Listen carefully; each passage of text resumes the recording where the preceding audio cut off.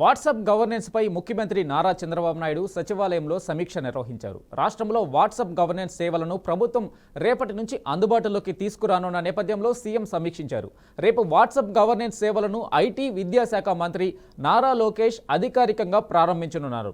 ఈ సమీక్షలో CS K విజయానంద్తో పాటు ఉన్నతాధికారులు పాల్గొన్నారు. మొదటి విడతగా పౌరులకు 121 రకాల సేవలను ప్రభుత్వం వాట్సాప్ ద్వారా అందించనుంది. ఈ మేరకు సీఎం చంద్రబాబుకు అధికారులు ప్రెజెంటేషన్ ఇచ్చారు. వాట్సాప్ ద్వారా సేవలను పొందాలనుకునేవారు ఏ విధంగా ఆప్షన్లను ఎంచుకుంటారనే దానిపై సీఎంకు అధికారులు వివరించారు. రెండవ విడతలో మరిన్ని సేవలను ప్రభుత్వం అందుబాటులోకి తీసుకురానుంది. మొదటి విడతలో భాగంగా దేవాదాయ, ఎనర్జీ, ఏపీఎస్ఆర్టీసీ, రెవెన్యూ, అన్న క్యాంటీన్, సీఎంఆర్ఎఫ్, మున్సిపల్ వంటి వివిధ శాఖల్లో సుమారు 121 రకాల సేవలను ప్రవేశపెట్టనుంది. దేశంలోనే మొదటిసారి వాట్సాప్ గవర్నెన్స్ విధానాన్ని రాష్ట్రంలో ప్రవేశపెడుతున్నామని, ధ్రువపత్రాల కోసం పౌరులు ప్రభుత్వ కార్యాలయాల చుట్టూ తిరిగే విధానానికి ఇక స్వస్తి పలకనున్నామని ముఖ్యమంత్రి అన్నారు. ఇక అదేవిధంగా పౌరుల సమాచారం సైబర్ నేరగాళ్ల చేతికి చిక్కకుండా జాగ్రత్తలు తీసుకోవాల్సి ఉందని, ఆ దిశగా అధికారులు అప్రమత్తంగా ఉండాలన్నారు. ఫోరెన్సిక్ సైబర్ సెక్యూరిటీని బలోపేతం చేయాలని సీఎం సూచించారు.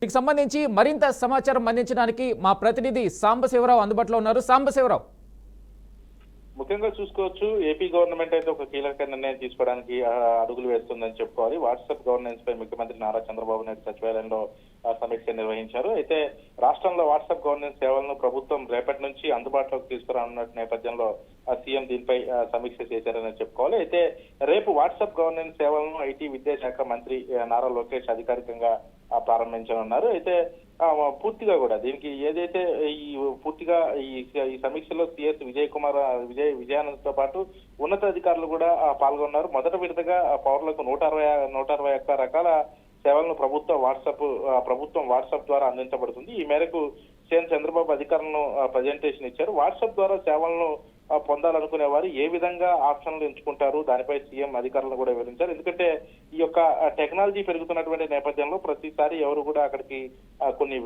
కొన్ని కిలోమీటర్లు వెళ్లి అక్కడ అర్జీలు పెట్టుకోవడం ఇటువంటి అంశాలు ఏం లేకుండా కూడా పూర్తి స్థాయిలో వాట్సాప్ లో ప్రజలకి అందుబాటులోకి తీసుకురావాలి, టెక్నాలజీని డెవలప్ చేయాలి. ఎందుకంటే ఇప్పుడున్న పరిస్థితుల్లో వాట్సాప్ లేని వ్యక్తులు లేరు, ఫోన్ లేని వ్యక్తులు లేరు, అందరూ కూడా ఆండ్రాయిడ్ మొబైల్స్ వాడుతున్నారు, వాట్సాప్ కంపల్సరీ వాడుతున్నారు. కాబట్టి వాట్సాప్ గవర్నెన్స్ అనేది ఖచ్చితంగా ప్రజలకు ఉపయోగపడుతుంది. దాన్ని చాలా డెవలప్ చేయాలనే ఉద్దేశంతో ప్రభుత్వం అయితే నిర్ణయం తీసుకున్నట్టుగా తెలుస్తోంది. ప్రతి ఒక్కరు వాట్సాప్ ఆపరేట్ చేసే పరిస్థితిలో ఉన్నారు కాబట్టి ఇది ముఖ్యంగా పనికొస్తుందని కూడా ప్రభుత్వం అయితే భావిస్తోంది. అయితే ఇంకా రెండో విడతలో మాత్రం మరిన్ని సేవలు కూడా ప్రభుత్వం అందుబాటులోకి తీసుకురానుందని చెప్పేసి మొదటి విడతలో భాగంగా దేవాదాయ, ఎనర్జీ, రెవెన్యూ, అన్నా క్యాంటీన్, అదేవిధంగా సీఎంఆర్ఎఫ్ ప్లస్ మున్సిపల్ వంటి వివిధ శాఖల్లో సుమారు 121 రకాల సేవలను ప్రవేశపెట్టనుంది. దేశంలోనే మొదటిసారిగా వాట్సాప్ గవర్నెన్స్ విధానాన్ని రాష్ట్రంలో ప్రవేశపెడుతున్నా అని చెప్పేసి కూడా చంద్రబాబు అయితే చెప్పడం జరిగింది. ఎందుకంటే దీని ద్వారా ఈ రాష్ట్రంలో కనుక ఈ అంశం సక్సెస్ అయితే మాత్రం మిగతా రాష్ట్రాలు కూడా ప్రత్యేకంగా దీనిపై దృష్టి పెట్టే అవకాశం అయితే స్పష్టంగా కనబడతా ఉంది. మొదటగా దేశంలోనే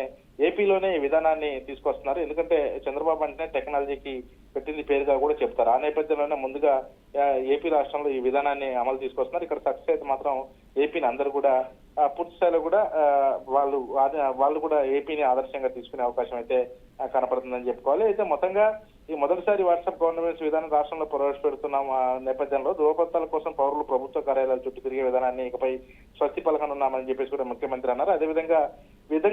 అదేవిధంగా పౌరుల సమాచారం సైబర్ నేరగాళ్ల చేతికి చిక్కకుండా జాగ్రత్త పడాలి. ఎందుకంటే ఇంటర్నెట్ అంటే సైబర్ నేరగాళ్లు మొబైల్స్ లో డేటా కూడా అది చోరీ చేసే అవకాశాలు ఉన్న నేపథ్యంలో కొంత దానిపై జాగ్రత్తలు తీసుకోవాల్సిన అవసరం అయితే ఖచ్చితంగా కూడా కనపడుతుంది. ఆ దిశగా కూడా అధికారులు అప్రమత్తంగా ఉండాలని చెప్పేసి కూడా ఇప్పటికే చంద్రబాబు చెప్పింది. ఫోరెన్సిక్ సైబర్ సెక్యూరిటీతో పాటు బలోపేతం చేయాలని చెప్పేసి కూడా చంద్రబాబు అయితే సూచించారు. మొత్తంగా వాట్సాప్ గవర్నెన్స్ అనేది మాత్రం ఏపీలో నూతనంగా వస్తున్నటువంటి నేపథ్యంలో ఒక కొత్త ఉత్సాహం అయితే కనపడుతుంది అనడంలో ఏమాత్రం కూడా సందేహం లేదు.